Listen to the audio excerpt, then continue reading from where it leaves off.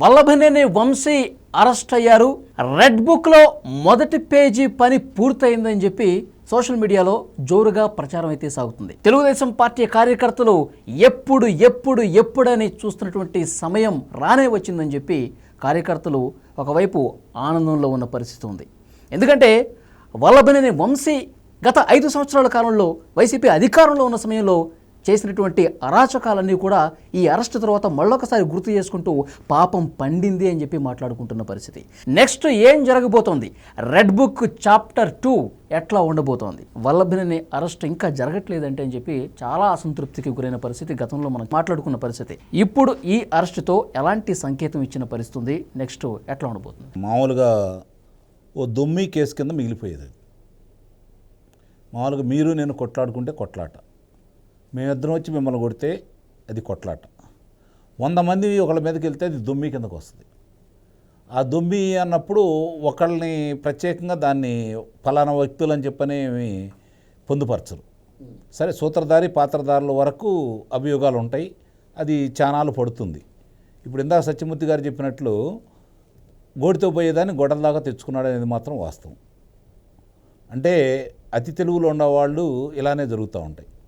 మామూలుగా గొయ్యి తీసుకోవడం కాదు, గొయ్యి అంటే నేను ఒప్పుకోను, ప్రొక్లేనర్ పెట్టి తోముకున్నారు. ఇప్పుడు గోతిలో పడితే లేగుతామండి, మీరు ఆయన వచ్చి నా చెయ్యి ఇచ్చి లేపుతారు పైకి.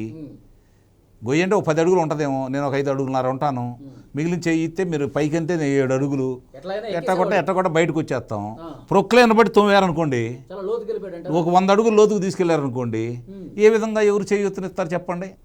అంటే ఇప్పుడు జగన్మోహన్ రెడ్డి అట్లాగే అతనితోటి పాటు నడుస్తున్నటువంటి వంశీ వీళ్ళందరూ కూడా అదే పరిస్థితిలో ఉన్నారు. జగన్మోహన్ రెడ్డి భావిస్తున్నాడు అంటే ఎట్టి పరిస్థితుల్లో కూడా నా ఎమ్మట నడిచినాడు కూడా ఇక రాజకీయాల్లో ఉండకూడదని నిర్ణయానికి వచ్చాడు. మీరు బాగా గమనించండి. ఎందుకంటే ఇక్కడ గన్నవరం గురించి కొంత చెప్పారని నేను మిగిలిన విషయాలు చెప్తా. గన్నవరం నియోజకవర్గం అనేది మనకట్టు మన జన్మలో ఇక మనం గెలవలేం ఆ నిర్ణయానికి వచ్చేసారు. ఎందుకంటే 2014లో విభజన తర్వాత వాళ్ళే గెలిచారు, 2019లో నేను అధికారంలో వచ్చిన తర్వాత వాళ్ళే గెలిచారు, మళ్ళీ రేపు ఎన్నికలు జరిగినా వాళ్ళే గెలుస్తారు. మరి అన్నప్పుడు దాన్ని మళ్ళీ మనం కైవసం చేసుకోవాలి అంటే మనం ఉండాలి అంటే ఏం చేయాలి? గతంలో చూసుకున్న విధంగా మన పార్టీలో వస్తాననుకున్నాడు, రాలేదు, ఆ పార్టీలో ఉన్నాడు. కాబట్టి జగన్మోహన్ రెడ్డికి ఒక రకంగా వంశీ అంటే కోపం కూడా ఉంది. చాలామంది అర్థం చేసుకోవాలి. ఎట్లా సార్? ఈ నియోజకవర్గం ఎట్టా గెలవలేం కాబట్టి ఈడికి ఉండకూడదు, ఈ నియోజకవర్గం ఎట్టా గెలవకూడదు, వంశీ అనే వ్యక్తి అక్కడ గెలవకూడదు, కాబట్టి తెలుగుదేశం పార్టీలో మనం ఉంచకూడదు అని అతను భావించాడు. ఇతనేం భావించాడంటే 151 స్థానాలు వచ్చింది జగన్మోహన్ రెడ్డికి, ఇక తెలుగుదేశం పార్టీ అనేది ఎప్పుడూ రాదు, చంద్రబాబు నాయుడు గారు ముఖ్యమంత్రి కాడు, 25 సంవత్సరాలు ఇతనే ముఖ్యమంత్రి, కాబట్టి మనం అతనంట నడుస్తూ ఉంటే మన ఇష్టారాజ్యంగా చేసుకోవచ్చు అని ఇతను భావించాడు. అంటే ఇద్దరూ వాళ్ళ యొక్క బుర్రలకు పొదును పెట్టుకున్నారు. ఇందుట్లో ఎవరు తక్కువ కాదు, ఎత్తులు పై ఎత్తులు వేసుకున్నారన్నమాట. మీరు ఒకసారి చరిత్ర మనం తిరగేస్తే ఆయన పాదయాత్ర చేసుకుంటూ వస్తున్నప్పుడు గన్నవరం నియోజకవర్గంలో అప్పుడు తెలుగుదేశం పార్టీ ఎమ్మెల్యేగా ఉన్న వంశీ గారు ఆయనకి ఎదురెళ్ళి మరి శుభాకాంక్షలు చెప్పాడు. ఇక నేను వైసీపీలోకి వస్తున్నాను. గన్నవరంలో కాదు, విజయవాడలోనా? విజయవాడ రోడ్డు మీద అన్ని చాలా, అందుకే నేను చెప్పేది చాలా విషయాలు ఉన్నాయి. నేను మీ వాడినే అని చెప్పుకోవడానికి చాలా విషయాలు ఉన్నాయి ఇక్కడ. సరే, అవన్నీ జరిగిన విషయాలు దాని గురించి కాదు. ఇప్పుడు ఇక్కడ జరుగుతున్న రాజకీయం కనుక మనం రసవత్తరంగా ఉంది, అందుట్లో చాలా రసవత్తరంగా జరుగుతూ ఉంది ఇది. ఇప్పుడు వరకు కనుక మనం చూసుకుంటా ఉంటే, ఇందాక మీరు అన్నదానికి నేను ఒక దాంట్లో విభేదిస్తా. తెలుగుదేశం పార్టీ సంబంధించి అధికారంలోకి వచ్చిన తర్వాత ఇప్పటి వరకు బయటపడ్డ కుంభకోణాలకు సంబంధించి ఎవరి మీద అన్న బోరగడ్డ అనిల్ కావచ్చు, వరా రవీందర్ రెడ్డి కావచ్చు, లేకపోతే నందిగం సురేష్ కావచ్చు, లేదా పిన్నెల్లి రామకృష్ణారెడ్డి కావచ్చు, వీళ్ళకి సంబంధించిన విషయాలన్నీ, లేదా మొన్న జరిగిన పెద్దిరెడ్డి రామచంద్రారెడ్డి విషయం కావచ్చు, వాళ్ళకి తెలుగుదేశం పార్టీ ప్రభుత్వం తరపున కావచ్చు, లేకపోతే విచారణ సంస్థలు జరిపిన విచారణ కంటే కూడా వాళ్ళు బయటకు వచ్చి చెప్పిన నిజాలు ఎక్కువగా ఉన్నాయి. మీరు కావాలంటే చూడండి. వాస్తవాలు వాళ్ళు చెబుతున్నారు, వీళ్ళు విచారిస్తున్నారు, వాస్తవాలు తెలుసుకోవాలని ప్రయత్నం చేస్తున్నారు, వాళ్ళు బయటకు వచ్చి వాస్తవాలు చెప్పేస్తున్నారు. మీరు గమనించారా? అంటే వాళ్ళు ఎప్పుడు కూడా ఒక అబద్ధతాభావంలో ఉన్నారు. వాళ్ళు ఊహించింది వేరు, జరుగుతున్నది వేరు. వాళ్ళు అధికారం మదం అనేది తలకెక్కింది వాళ్ళకి. అప్పుడు 2019 నుంచి 2024 వరకు ఈ రాష్ట్రంలో మనకు ఎదురు లేదు. స్థానిక సంస్థల్లో మన సత్తా చూపాము. రేపొద్దున ఎన్నికల్లో కూడా ఇట్లానే మన ఇష్టారాజ్యంగా చేసి మనం గెలుచుకుంటాము. కాబట్టి మనకు ఎదురు లేదు, తిరుగులేదు.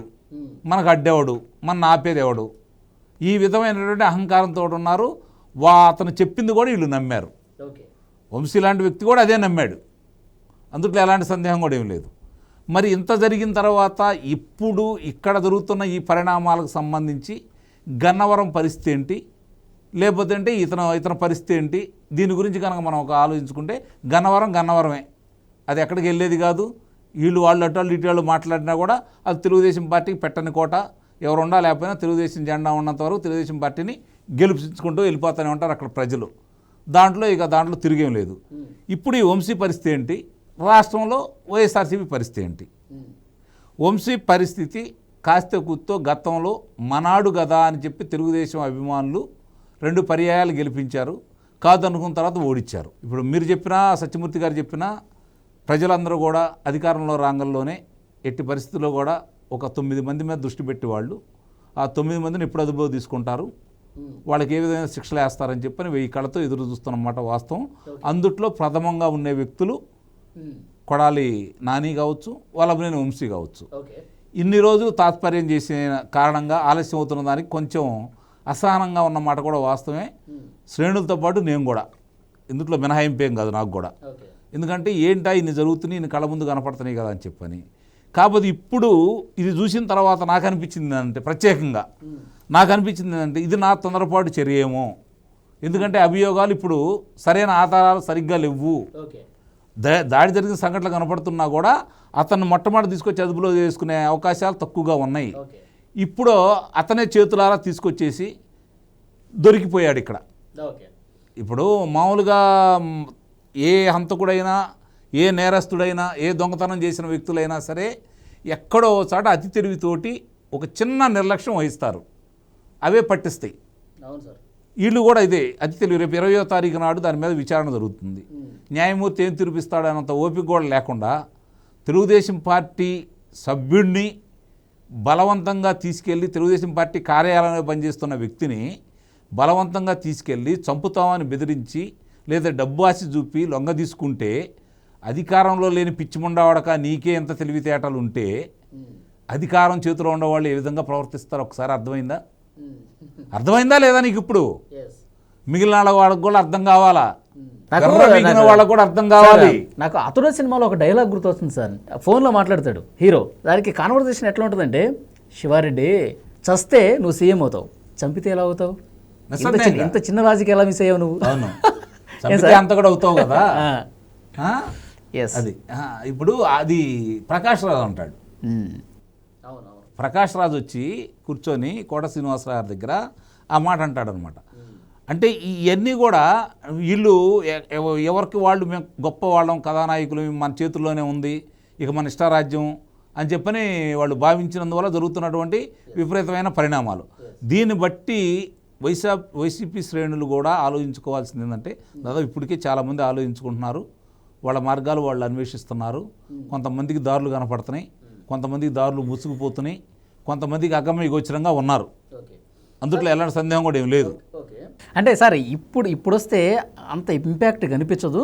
ఆయన జైల్లోకి వెళ్ళి పరామర్శిస్తే బాగుంటుందిగా. నందిగం సురేష్ని అట్లాగే పరామర్శించాడు, పిన్నెలను అట్లా పరామర్శించాడు. అక్కడ అరెస్టులు అని చెప్పి అక్కడ ప్రెస్ మీట్ పెట్టి మనం మాట్లాడితే ఇంకొంచెం బలంగా ఇంపాక్ట్ ఉంటుందని చెప్పి రాలేదేమో, అప్పుడు వస్తుండొచ్చు. అంటే దానికి తోడు 1999లో గెలిచిన దాసరి బాలవర్ధన్ రావు గారు, 2009లో గెలిచినటువంటి దాసరి బాలవర్ధన్ రావు గారు, 2014లో ఇతని మీద పోటీ చేసి ఓడిపోయినటువంటి గుట్టా రామచంద్రరావు, తర్వాత 2019లో తీసుకొచ్చినటువంటి యార్లగడ్డ వెంకటేశ్వర అంటే వెంకటరావు, వీళ్ళు ముగ్గురు కలిసి పోటీ చేసినా కూడా ఈ వంశీ అనే అతను గెలిచాడు కదా. నాకు ఇక్కడ ఈయన ఇట్టా మామూలుగా చేస్తే ఎటు మాటినడు, ఈ విధంగా ఎందుకు చేయకూడదని చెప్పని మడత పెట్టి ఎరగదీసి కీళ్ళు కాళ్ళు తీసి పక్కన పెట్టేశాడు అయితే నేను భావిస్తున్నాను. నిస్సందేహంగా, లేకపోతే ఎందుకు రాడు? పిన్నెల్లి రామకృష్ణారెడ్డి కోసం నెల్లూరు వెళ్ళాడు కదా, బోరగడ్డ అనిల్ కోసం ఇక్కడికి వచ్చాడు కదా, ఇది నందిగం సురేష్ కోసం గుంటూరు వచ్చాడు కదా. ఆయన వాళ్ళు రిమాండ్లో ఉన్నారు, అప్పుడు జైలు లోపల ఉన్నారు వాళ్ళు. అంటే ఇప్పుడు ఎక్కడ ఉన్నాడు ఈయన? ఇప్పుడు ఎక్కడున్నాడు? ఎందుకు రాకూడదు ఇక్కడ? నీ తాడేపల్లి ఎందుకు కూర్చోకూడదు? ఎందుకు ఎలంకాయకి వెళ్తున్నావు? దీని గురించి ఎందుకు మాట్లాడట్లేదు? మిగిలిన వాళ్ళందరి గురించి మాట్లాడావు కదా. అమాయకులు ఒక రాత రాస్తే దానికి కొంపలే అంటుకుపోతున్నాయా, వాళ్ళని తీసుకెళ్ళి లోనేస్తారా, ఉగ్రవాదులా వాళ్ళు ఏమన్నా అని చెప్పి మాట్లాడావు కదా. ఇప్పుడు ఏమైపోయినాయి నీ వాక్చేతలు? ఏమైపోయినాయి? నిన్నగాక మొన్న మాట్లాడావు కదా కృష్ణా జిల్లా నాయకులతోటి. ఏమని మాట్లాడావు నువ్వు? ఏమవుతుంది? 3 నెలలు బయటకు వస్తారు, 16 నెలలు జైల్లో ఉంటే నన్ను ముఖ్యమంత్రిని చేశారు, ఏమో జరిగిద్ది అని చెప్పి మాట్లాడావు కదా.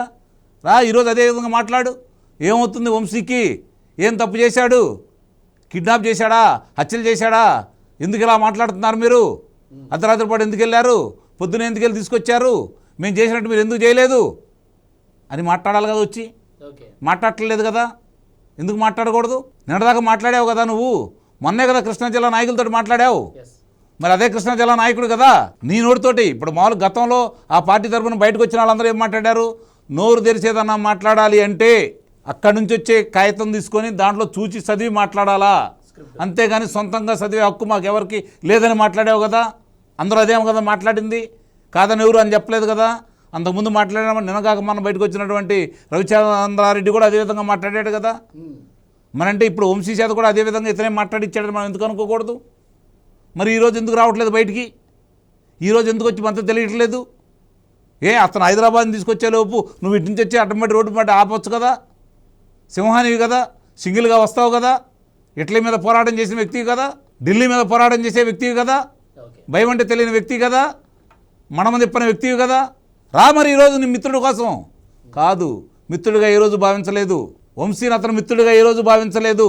ఇది నేను మాత్రం గట్టిగా చెప్పగలను.